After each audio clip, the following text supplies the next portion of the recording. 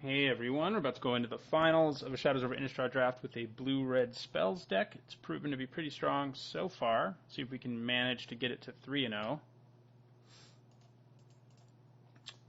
What avatar is that? Flametongue Kavu. I don't think I knew that one existed. Okay, I think this hand's a keep. It would be great to draw the other red so we can play Scourge Wolf early.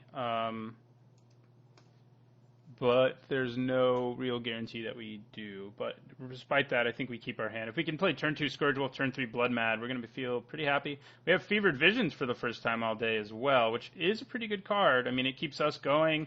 And if my opponent, in draft, it's hard to just empty out your whole hand. And Fevered Visions usually will do 4 to 6 damage over the course of a game while drawing me extra cards and my opponent. We also managed to get the second red for Scourge Wolf, so things are just going our way today. I'll probably play the Vampire on turn 3. Just because our deck has, Tormenting Voice. Just because there's a good chance we draw a bounce spell, a Voldaren Duelist, a lot of things that can just make it so our Blood Mad Vampire is online, as a 5/2 immediately. All right, well, that works pretty well there. Yeah, I think we still go with the Blood Mad Vampire plan. Next turn we play Visions and Woodland Stream. We've yet to actually use our Ulrich Kindred's ability, but, that's okay. I don't know if we've actually had Delirium at all. I think our deck could get it, but not super easily. We don't have an easy way to throw lands in the graveyard. That's one of the harder things to do. That's why self-milling's so good. So I don't know if he's ever going to have Double Strike, but we can get Creature Sorcery instant in the graveyard pretty easily, but after that, I don't think we can get a land in there, or an enchantment, or a Planeswalker. We don't have one. Yeah, Stitch Mangler does block Scourge Wolf pretty well. But my Scourge Wolf will be a good blocker, more than likely, as this game goes on. Opponent deep in thought. But yeah, we go Woodland Stream, Fevered Visions, I think, kind of regardless of what we draw. I guess maybe if he, attacks here and we draw a way to bounce or kill a creature. Damn, my opponent's going to Value Town with Madness.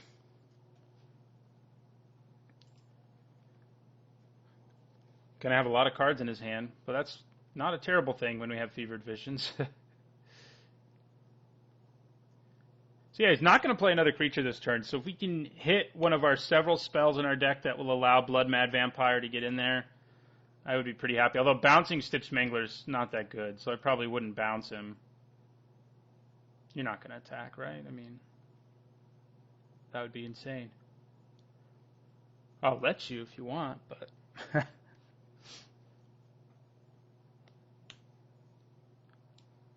Man, I wish I had Spiteful Motives. This guy's so good with it. And we did see one back when I thought I was in a green deck, I think, and I took something else over it.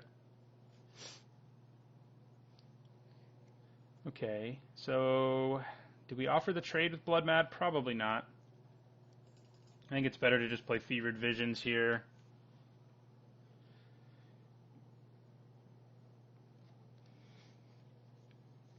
So what this says is, if during my opponent's turn he can't get his hand size below 3, he takes 2 damage every turn, basically. Because he draws the card, and then it's determined whether or not he takes the damage. So, hey, that's pretty good. Be better if we had some of our Prowess or Pyrehound, pseudo-Prowess guys in play, but it's probably okay that we don't.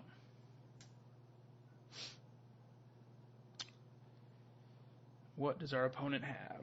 Chances are he's going to be at 18 at the end of his turn. This thing's just a great card. Obviously, if you watch my other videos other than my drafts, I made a burn deck with it in Standard that went 4-1 in a Standard League and almost went 5-0, actually. It lost 2 games again in one match when it was drawing one of the mini cards in the deck that did 3 or more damage away from winning, and I just didn't draw them. But it's pretty good in Standard right now because there's so many control decks that just want to be wiping the board and stuff like that and tapping out to play big planeswalkers, and that opens them up to take a lot of damage from Fevered Visions. But it's very good in limited for even better in limited, even I think, because opponents, it's hard to empty your hand in limited.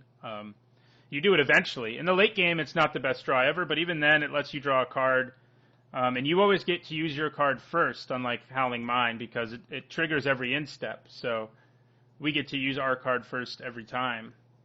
Like the Pour Over the Pages we drew, we can use now. He's going to draw a card at his instep and not get to use it. So until later, he's probably going to use Pour Over the Pages or something. If he does that, I'm going to be pretty tempted to just use Reduce to Ashes here to make him a 5/2. Although without First Strike or something, he's really not that good, that amazing. So I probably won't. I'd probably just play my Gatstaff Arsonists. I'm having to do a lot of talking here because the opponent is deep in thought. Right, pieces of the puzzle. That's an interesting choice. What did he hit? He hit Humble the Brute, which can kill my Blood Mad Vampire, Gone Missing, and Catalog. So that's pretty good. Can also kill my Gatstaff Arsonists. It's worth noting. So what will he get? I don't know. Probably Humble the Brute and Gone Missing, I would guess. The good news is, like, we don't have to do anything, and he's going to start taking damage every turn. So he actually got Gone Missing in Catalog. Interesting. He goes to 18. I mean, Gone Missing is pretty good against our Arsonists, of course. I think the play is still to play our Arsonist. So we know he has Gone Missing Catalog in his hand, so he could Gone Missing our Werewolf. But the good news is we get to draw a extra card anyway, so it might be time to start trading soon. Ooh, Neglected Heirloom on Scourgewolf is good, right? Okay, how many is that going to be? Wow, 7 already? That was more than I thought it was going to be. Okay. Well, then, I'm going to cast Pour Over the Pages here.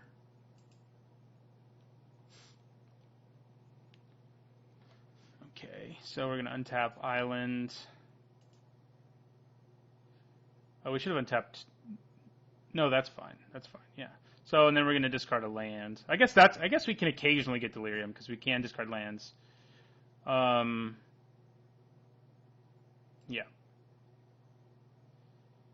And then we're going to play Neglected Heirloom. Then we're going to equip Neglected Heirloom. And then we're going to play Insolent Neonate. And we'll end our turn. We can't really attack, obviously. We just have to stay alive long enough for Fevered Visions to kill this guy. That's kind of how I feel. Yeah, it's amazing. 2 Tormenting Voices and a Pieces of the Puzzle. Getting him that many of those so early is pretty impressive. And he still has Gone Missing in his hand, incidentally, so that's not going to be pretty for us. Takes away my best blocker.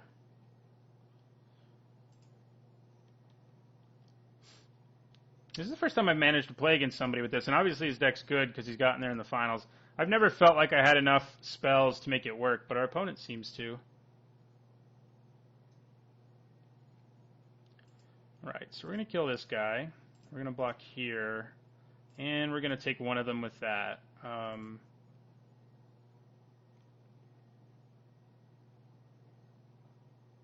Ouch, okay.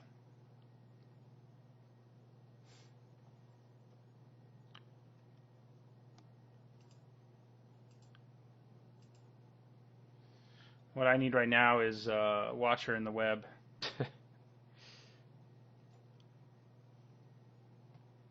So our opponent's going to go to 14.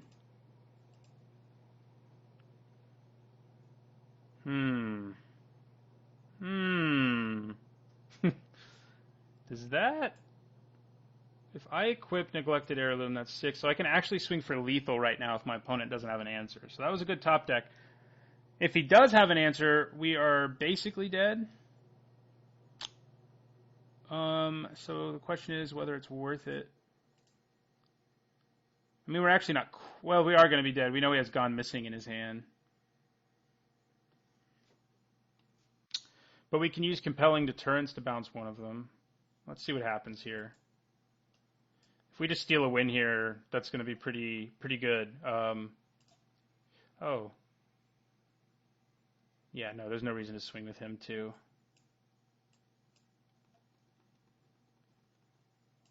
Do we get the win? Or do you have a bounce spell?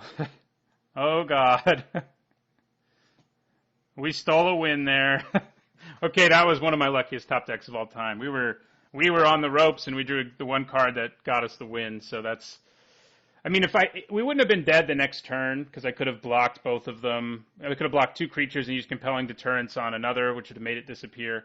But chances are we were eventually going to lose that game. And, yeah, so that was pretty good. Wish I had some 1/3s to side in, because they block those things much better. Halpack Wolf usually can't block. Yeah, we don't have anything, really. We don't have an answer. That's what always happens when you sort of switch decks into pack 2, is you end up with not very many good sideboard cards. One of the strengths of green in this format is that they have 2 of the stronger sideboard cards. I love Clip Wings and Root Out. I'm sure you've seen that if you watch my other draft videos. That I almost always have one of each in my sideboard, and I almost always side in one of each at some point during a draft, because you're just going to run into stuff that you need it against. Structural Distortion is okay, but not being able to blow up enchantments makes it bad. Because the only artifact that I would side it in if I saw... Well, I'd side it in against any deck that had, like, multiple equipment, but Slayer's Plate especially is where you really want it. Yeah, that's a mulligan. This one I think we keep, and I think we do put that on top because of the way our hand looks. So hopefully he gets off to a slower start this time. I mean, last time we drew the only card that could have saved us, basically. Oh, is my opponent mana screwed? That's not good for him. Our mono red deck, basically. Pretty excited. Oh, he might have accidentally passed his turn. It sucks. I've done it. We've all been there. At one point or another. Right, no reason to attack.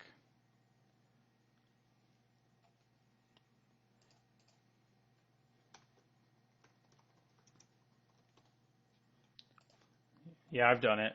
I'm sure I've done it on draft videos as well, so.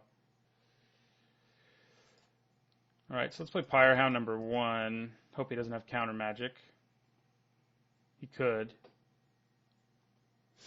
That was the first game I think we won without Pyrehounds last time. Every other game we've needed them. This game looks like if we're going to win it, we're probably going to win with Pyrehounds. Okay.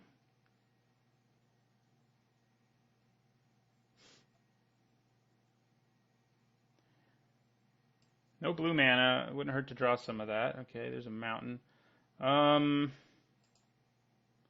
Do we just play Pyrehound number 2? I think we probably do.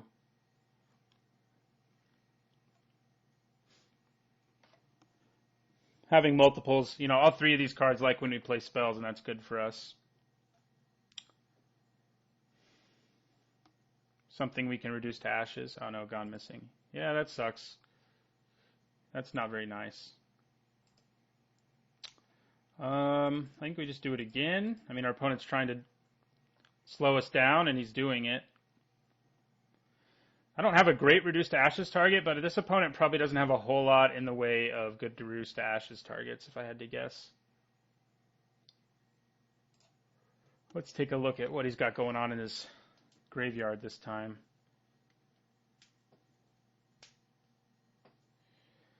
Right.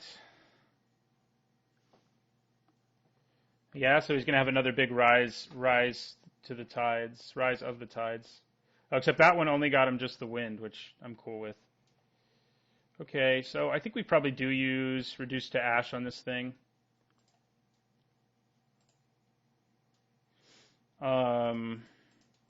We're just not going to have good targets for it, and we need to hurt him while we can before he uses his amazing spell to get a bunch of zombies. So that's 9 damage, so not exactly where you want to be. I played the heirloom just for the other prowess trigger. I can equip it later, but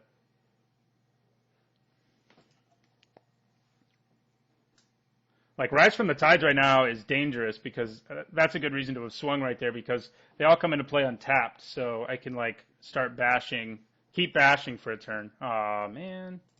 He's going to bounce one of my poor Pyre Hounds, I'm sure. He didn't deserve that.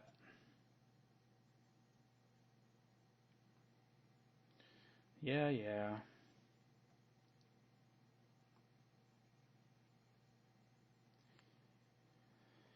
Okay.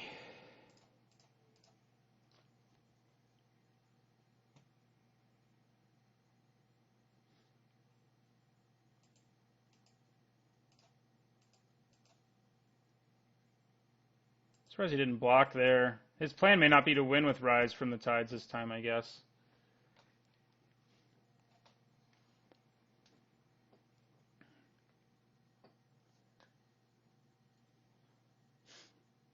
So our deck looks mono-red right now. Once we draw a blue spell, though, we're going to be like, oh, God. So, please don't give me a blue spell.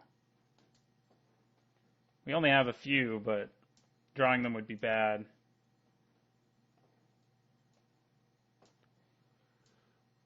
What just happened?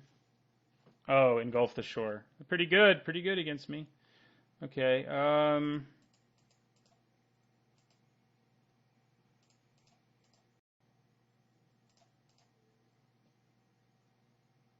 yeah, I'll stick it here for now.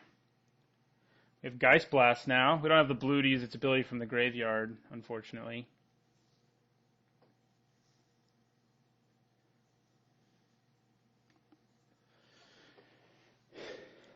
This is going to be a hard one to win. I mean, even though we got a good aggressive start, because our opponent has 6 cards in his hand. So he's eventually going to cast a big Rise from the Tides. Right now it gives him 3, 4, 5, it gives him 7 zombies. The good news is we have lots of stuff that can block and kill them. And, oh man, the Manglers. Oh yeah, he bounced it. Yeah, his deck's sweet. He has all these enter the battlefield abilities. That's why his hand has so many cards in it. So which do you tap? Yeah, that makes sense.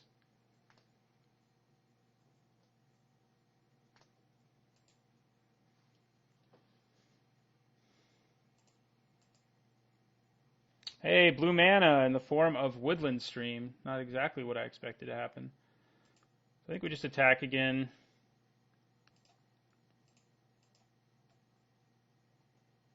Puncturing Light or what? Oh, finally a block.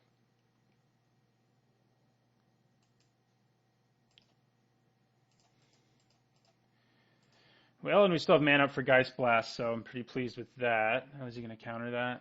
Yeah. Well, we still have 1 in play, and he's down to 3 cards. So he probably does not have his big zombie thing yet. But he can obviously, he has the means to get to it. 1, 2, 3, 4, 5. He can get 8 of them right now. We can kill 1 of them. We can also use this to finish our opponent if we manage to get him that low.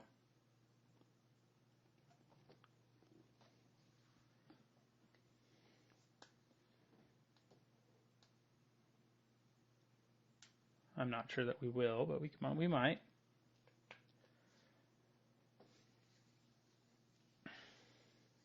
I mean, we can swing for 6 this turn if we use Geist Blast. And if he doesn't play another creature, we can play our Duelist and get in for extra damage. Oh, no, you didn't. Wait, what are you going to steal? Oh, he's Madnessing it. Yeah, that's bad. That is really bad. Okay. Pyre Hound, I guess, is what you would want to take. in this situation. That's what I would want to take in this situation. See how much mana he pays. Oh, he's going to pay like all of it, just in case I have a way to... Yeah, X equals 5. Yeah, it's too bad I didn't have both of my tricks. That would have saved him. And he was casting Tormenting Voice at the same time. That's messed up, dude. Welcome to the fold, man. Hurts my soul.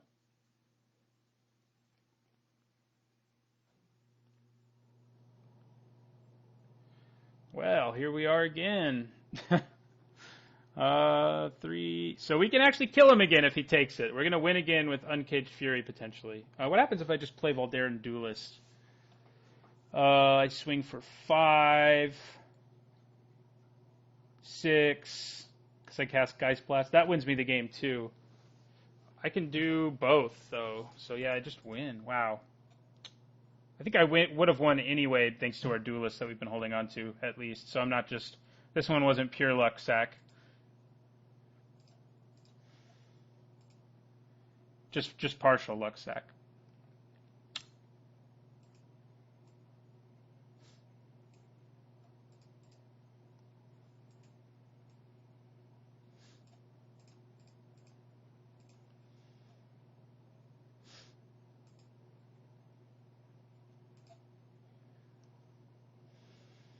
And that'll do it. I could have done it with Geist Blast. Had to slow roll. Yeah, I did. Decided to hold on to that guy forever. All right, well, we went 3-0 with this thing, despite the draft taking multiple different angles. But I think it was, I mean, my record, although was aided a little bit by luck, my record proved that once I had 3 Pyre Hounds, I definitely should have been all over this deck, and it went pretty well. We won with a lot of prowess and Pyre Hound triggers. So 3-0, pretty good. Thanks for watching, and don't forget to like, comment, and subscribe.